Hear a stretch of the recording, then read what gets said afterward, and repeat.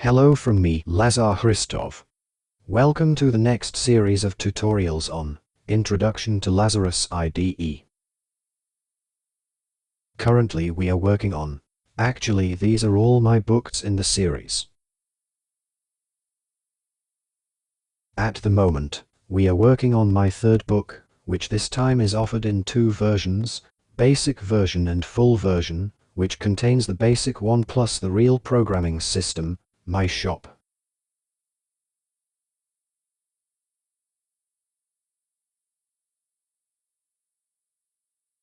We have already started examining the first part, and we have reached this section, Advanced Look at TDBGrid.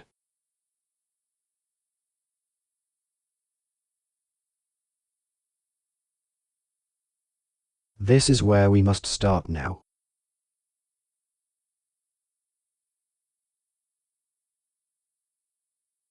Let's open the PDF file.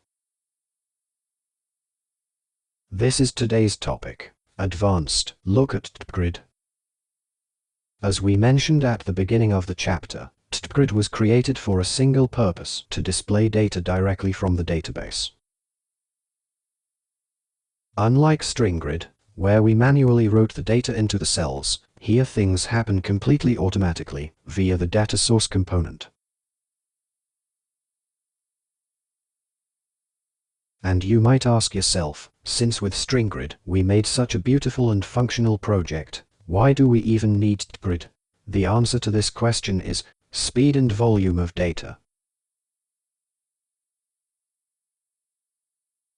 If you have a database with 200,000 items, trying to load them manually into StringGrid will take time and burden the computer's memory. TDBGrid is intelligently designed. It doesn't load all 200,000 rows, it only loads the first 20 to 30, which are visible on the screen at the moment. And as you scroll the bar down, it loads the next ones. This makes it an indispensable tool for large reports and nomenclatures. The most important thing we must understand about TDBGrid is that it doesn't actually contain any data.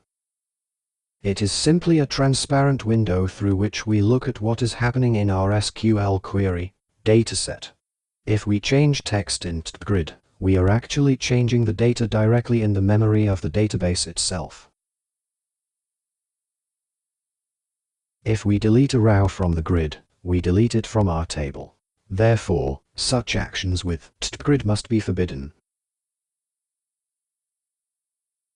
So, for the sake of safety here, such data cannot be changed accidentally.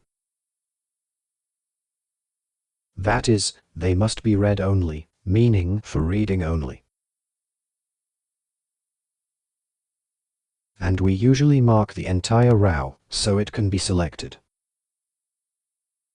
And by default, TDBGrid shows all columns that come from your SQL query, and shows them with their English names from the database.